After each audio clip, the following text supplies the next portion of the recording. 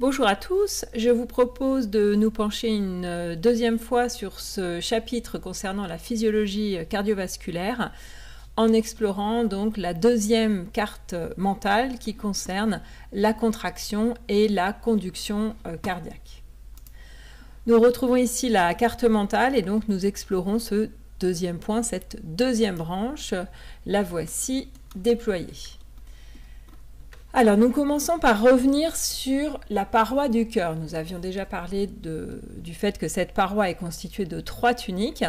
Nous allons là nous intéresser davantage aux éléments qui vont la constituer et qui vont nous permettre de comprendre le fonctionnement du cœur. Donc, nous pouvons souligner le fait qu'il y a dans cette paroi du tissu fibreux qui forme ce que l'on appelle le squelette fibreux du cœur et qui va notamment avoir un rôle d'isolation électrique, et d'autre part du tissu musculaire, lequel est constitué de plusieurs cellules musculaires qu'on va appeler les cardiomyocytes.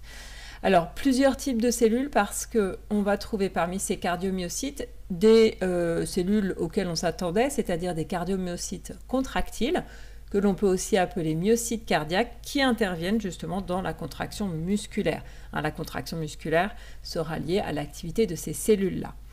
En revanche, les deux autres types de cellules ne vont pas du tout être impliquées dans la contraction musculaire à proprement parler. On distingue donc les cardiomyocytes spécialisés aux cellules cardionectrices qui, elles, vont être impliquées dans la genèse et la conduction des potentiels d'action. Et d'autre part, il existe des cardiomyocytes modifiés qui vont avoir un rôle endocrinien. On peut parler de cellules myoendocrines cardiaques. Et donc leur rôle va être la production d'hormones, en particulier du facteur natriurétique auriculaire dont nous reparlerons plus loin. Nous pouvons donc nous pencher dans un premier temps sur les cardiomyocytes contractiles et explorer leur structure. Donc, il s'agit de cellules qui font 50 à 100 micromètres de long pour 15 micromètres de diamètre. Si on les compare aux cellules musculaires qui se trouvent dans les muscles striés squelettiques, ces cellules sont beaucoup plus petites, puisqu'on se souviendra, avec ce que nous avons dit dans le cours de première année, que les cellules musculaires des muscles striés squelettiques font quelques centimètres de long pour un diamètre de 50 à 100 micromètres. Vous vous souvenez, je vous avais dit que 50 à 100 micromètres, c'est à peu près le diamètre d'un cheveu. Ces cellules vont présenter des ramifications et d'autre part, elles sont en continuité les unes avec les autres. Les cardiomyocytes sont en continuité les uns avec les autres. Ils le sont via des structures que l'on appelle les digitations transverses ou encore disques intercalaires ou stries scalariformes. Au niveau de ces structures, on distingue des éléments qui vont jouer dans l'adhésion, donc un rôle d'adhérence avec les jonctions adhérentes. Vous vous souvenez, on les avait comparées à des fermetures éclairs, ou encore les desmosomes qui vont avoir le rôle de bouton pression. D'autre part, il y a d'autres structures au niveau de ces disques intercalaires qui vont mettre en continuité les cellules musculaires, qui sont tout simplement des jonctions GAP ou jonctions communicantes, qui sont donc des canaux ou des ponts de cytoplasme. Ces cardiomyocytes contractiles sont constitués d'un noyau, voire 2 noyaux. Ils renferment des mitochondries assez volumineuses et nombreuses. Si l'on s'intéresse à l'organisation de certains représentants du cytosquelette, à savoir les microfilaments, eh bien, on peut voir que les myofibrilles vont présenter des sarcomères. Il y a donc une organisation particulière à l'origine d'une striation, comme c'est le cas pour les cellules des muscles striés squelettiques. Il existe également des tubules transverses. Vous vous souvenez, il s'agit de ces invaginations donc, de la membrane plasmique des cellules. Par contre, elles sont moins nombreuses que dans les muscles striés squelettiques. Et il existe un réticulum sarcoplasmique qui, comparativement aux cellules des muscles squelettiques, sont dans le muscle cardiaque dépourvues de citernes. Alors, ces cellules, ces cardiomyocytes contractiles ne se divisent pas. Par contre, on sait, à partir d'observations faites chez des personnes greffées, comme nous l'avons évoqué, qu'il y a des cellules souches cardiogéniques qui existent.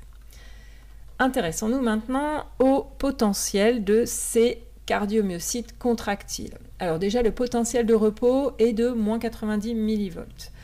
Le potentiel d'action va pouvoir se produire, il s'agit bien de cellules excitatrices, et le potentiel d'action va pouvoir se produire quand le seuil d'excitation va être atteint. il va être assez long, 200 millisecondes en moyenne, avec des variations selon les types de cellules. L'aspect de ce potentiel d'action est particulier. Effectivement, on va observer une phase de dépolarisation et de repolarisation comme pour les potentiels d'action des neurones. Par contre, dans ces cellules-là, on va avoir en plus une phase plateau. Alors, la phase de dépolarisation va être due, comme pour les neurones, à l'ouverture de canaux voltage dépendants au sodium, hein, donc CVD pour canaux voltage dépendants. Ces canaux voltage dépendants s'ouvrent, du sodium entre, puis ensuite les canaux voltage dépendants au sodium vont se fermer dans un état particulier, un état inactivable, que l'on va relier à une période appelée la période réfractaire, comme c'est le cas pour ce que nous avions dit concernant les neurones. Ensuite, après cette dépolarisation, il va y avoir une phase plateau. Alors plus exactement, après la dépolarisation, on commence à observer une légère repolarisation due au fait que quelques canaux voltage dépendants au potassium s'ouvrent et donc des ions potassium vont sortir. Mais très vite, il va y avoir une stabilisation et on va avoir donc un plateau. Et cette stabilisation, ce plateau, est dû à l'ouverture de canaux voltage dépendants au calcium. Donc des ions calcium vont entrer et nous observons donc ce plateau. S'ajoute également une libération d'ions calcium par le réticulum sarcoplasmique, hein, ce qui va donc aussi jouer dans la contraction. Ensuite, on va observer la repolarisation qui s'explique par le fait que les canaux voltage dépendants au calcium donc, se ferment et que davantage de canaux voltage dépendants au potassium s'ouvrent, donc avec une sortie de potassium. Donc on revient finalement au potentiel de repos et il faut noter le fait qu'il existe donc une période réfractaire. On ne peut pas provoquer de nouveaux potentiels d'action avant que le muscle cardiaque ait fini de se contracter. Comme nous l'avons dessiné en cours, hein, le potentiel d'action cardiaque est beaucoup plus long donc, que celui que l'on observe dans le muscle strié squelettique, si bien qu'il ne peut pas y avoir de tétanisation du muscle cardiaque, contrairement à ce qu'on observe dans le muscle strié squelettique, ce qui va permettre finalement de préserver les capacités de pompage du cœur. Alors, on poursuit avec ce qui se produit concernant justement ces cardiomyocytes contractiles. Finalement, ces potentiels d'action vont être à l'origine de la contraction du muscle cardiaque. Et donc, la contraction s'explique par les mêmes phénomènes que le muscle strié squelettique, c'est-à-dire qu'on va avoir le même mécanisme de raccourcissement des sarcomères. Donc, je vous renvoie au cours de première année. L'ATP qui est consommé durant ce phénomène de contraction, des contractions musculaires, va pouvoir être régéné via plusieurs voies. La voie de la phosphocréatine ou créatine phosphate, vous vous souvenez, c'est une voie anaérobie alactique.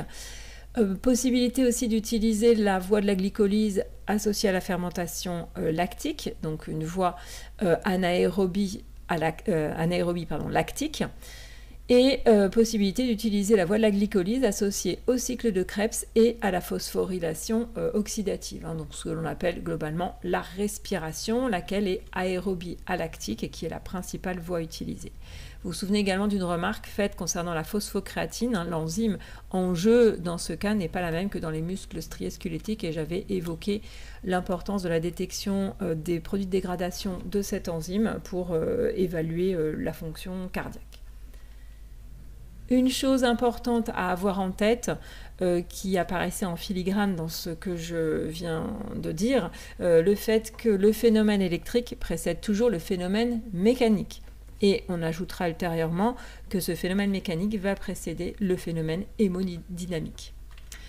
Donc le phénomène électrique précède le phénomène mécanique, ça veut dire que la dépolarisation va précéder la contraction cardiaque, hein, c'est-à-dire ce que l'on appelle la systole, et la repolarisation va précéder ce que l'on appelle la relaxation ou diastole, donc du cœur.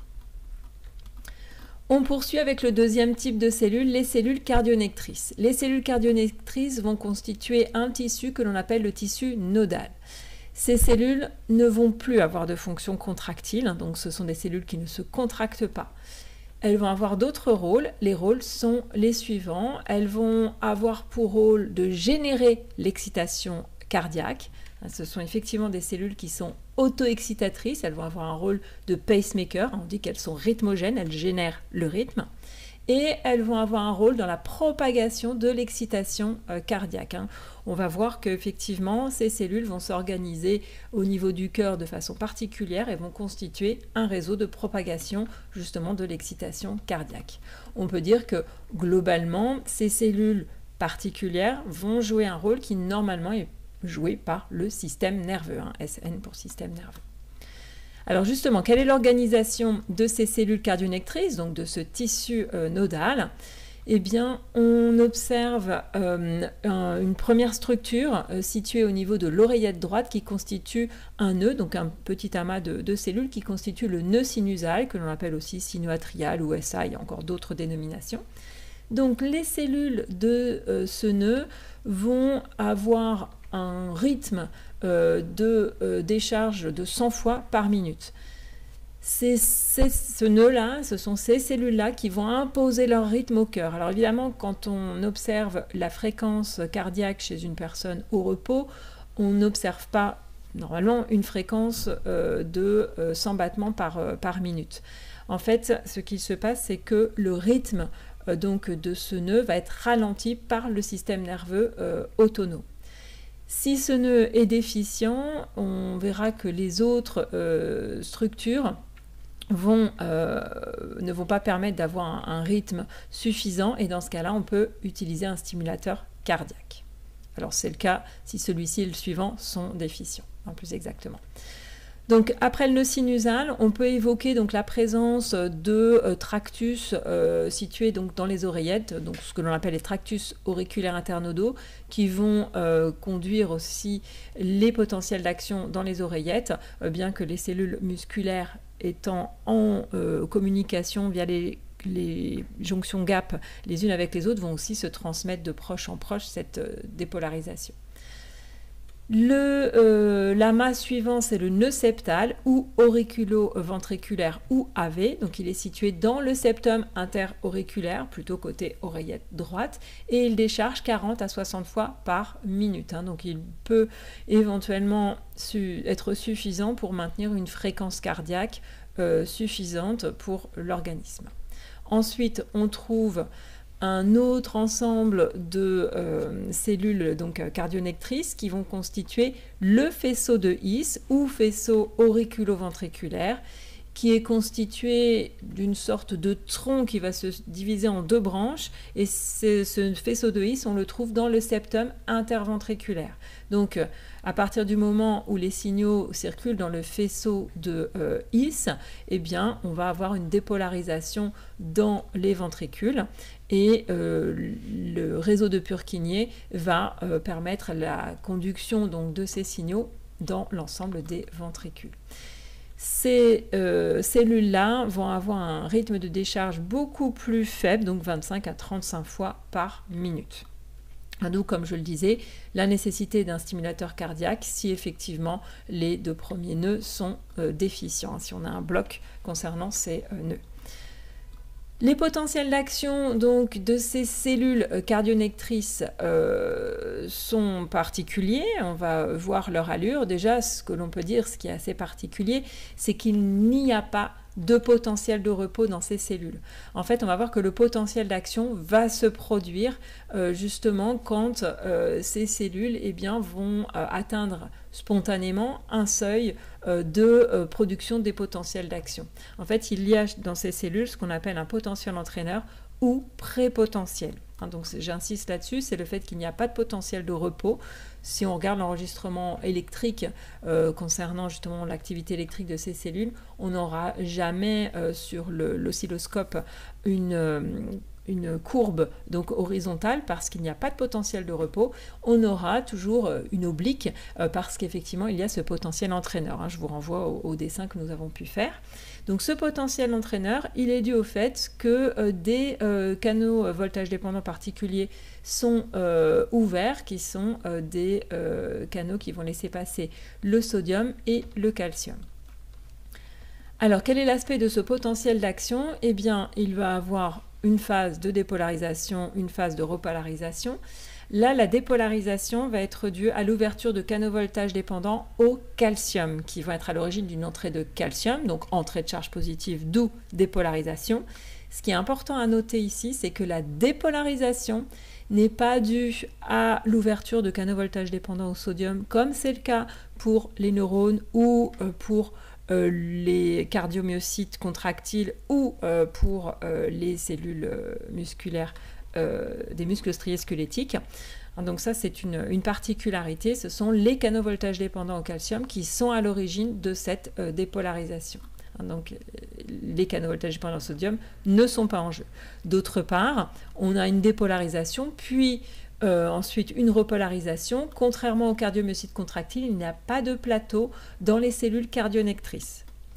La repolarisation donc s'explique par une ouverture de canaux voltage dépendants au potassium et donc une sortie de potassium. Puis ensuite, on va avoir de nouveau ces sortes de fuites qui vont être à l'origine du potentiel entraîneur. Donc il y a plusieurs types de canaux qui entrent en jeu, mais on avait donc simplifié un peu les choses en ne rentrant pas dans le détail. Ensuite, nous avions envisagé l'électrocardiogramme ou ECG, parfois noté EKG. Alors, qu'est-ce qu'un électrocardiogramme?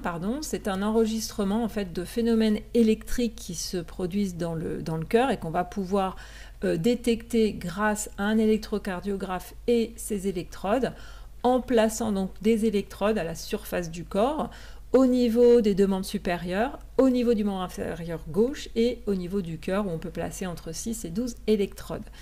Si bien que ce que l'on enregistre n'est pas directement l'activité électrique du cœur, c'est l'activité électrique du cœur qu'on peut détecter à la surface du corps, c'est-à-dire qu'il s'agit des signaux électriques qui ont pu traverser les différents fluides corporels. Donc avec toutes ces électrodes, on va avoir de nombreux enregistrements. L'idée ici n'étant pas de se pencher sur tous les enregistrements qu'on va observer, mais d'observer un peu un ECG typique. Alors, il faut savoir que dans un électrocardiogramme, à chaque fois que la courbe est ascendante, on va parler dans ce cas-là de déflexion positive, eh bien cela veut dire que la variation de potentiel que l'on observe est en train de se diriger vers l'électrode active. Au contraire, quand on a une phase descendante, donc une déflexion négative, cela veut dire que la variation de potentiel va s'éloigner de l'électrode active. Globalement, on va identifier 3 ondes sur un ECG. Parfois, il peut y avoir une 4e onde, appelée U, mais on va s'en tenir à ces 3 ondes. Donc l'onde P, le complexe QRS et l'onde T. L'onde P, elle est ascendante, elle correspond à la dépolarisation auriculaire. Et comme on l'a dit, le phénomène électrique précède le phénomène mécanique, donc la dépolarisation auriculaire va précéder la contraction auriculaire. Le complexe QRS va correspondre à une onde descendante, puis une onde ascendante, puis une onde descendante, donc QR et S. Ce complexe QRS correspond à la dépolarisation ventriculaire, et donc ce phénomène électrique précède le phénomène mécanique qui sera la contraction ventriculaire. Ce complexe QRS est important et va masquer l'onde de relaxation auriculaire qui existe finalement à ce moment-là, mais qu'on ne détectera pas. Ensuite, l'onde T, elle est ascendante, elle correspond à la repolarisation ventriculaire et elle va précéder le phénomène mécanique, c'est-à-dire la relaxation ventriculaire. On peut identifier différents intervalles de temps.